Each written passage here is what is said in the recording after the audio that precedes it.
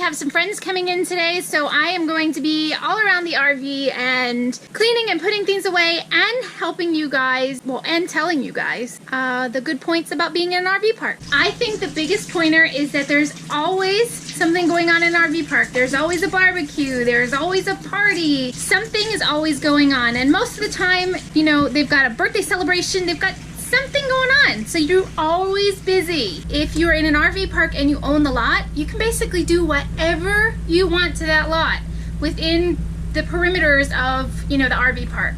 Basically, you can create your own little oasis. I love it. Have you always wanted a pool or a hot tub or, you know, like a volleyball court or anything like that? Most RV parks have those. Whether you are a weekend warrior, a full-timer, whatever, you get to enjoy those amazing amenities. Being in an RV park also means there is less that you have to maintain.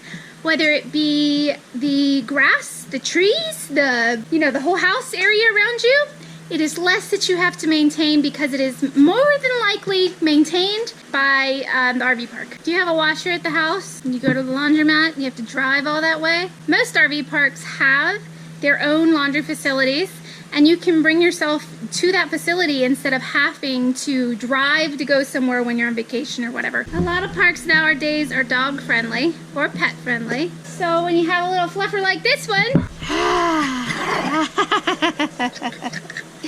you get to bring them as long as you clean up after them. Right? Right? Don't mind the laundry. I told you we were doing a lot of stuff here. Do you do a lot of reading of the newspaper online? Or how about a Netflix show that you love? Most RV parks have Wi-Fi. Some of them you have to pay for, but most have it. Sometimes it's fast, sometimes it's slow. It just depends on where you're at. If you're in a bigger community, like a big city, or if you're in the country. If you're in the country, you can probably expect to have very, very little internet, as well as some places, they may surprise you. You never know. Like, we're in the country and we've got a pretty good infrastructure here, so. Sometimes when you need help leveling your RV, well, usually there's people just kind of like want to help you out. They'll just kind of like come to you. They'll flock to you. And why am I doing this part? This is your video. How many times I did the other video. How many times have you helped somebody in a park? I think I helped someone level their RV probably about 20 times. We have learned some amazing tips being in RV parks. Just from talking to other campers.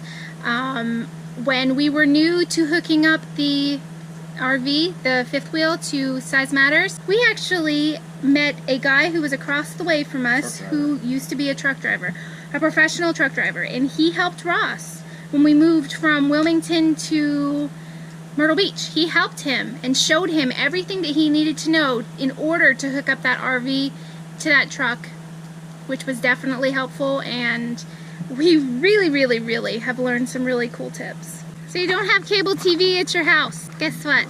Most RV parks have cable for free. So you don't have to use your little Wi-Fi thing or your little antenna thing on top of your RV. Most parks have it and it's included. So whether you're staying for a month or just the weekend, like a weekend warrior, you're gonna have some TV. I almost forgot to talk about the water. A lot of RV parks have city water. Most of them have full hookups, full draining, all of that stuff. And if you were boondocking, you would not have those things. Yes, you would. It would be quiet and all that stuff, but guess what? You couldn't just take like a 10-minute shower. You couldn't just wash your dishes and leave the water on. You couldn't give your puppy dogs a bath. While Fred fixes the clog in our toilet, I'm gonna leave you with one last thing that we loved about being in an RV park. We got to ride our golf carts all around. We loved Ruby, and eventually we'll have another Ruby, but for right now, we'll just have to wait. So there's tons of little golf cart parades. You can ride a lot of the places, like if it's beachfront, you can ride to little like across the way to stores or down the way to like a park or whatever. It's really neat, and it actually was a lot of fun, and my girls loved it. Well, peeps, I hope you have found some type of useful information in this video. Make sure that you like us and share us, and don't forget to tell your friends about us. Like us and share us, you know you'll find us funny.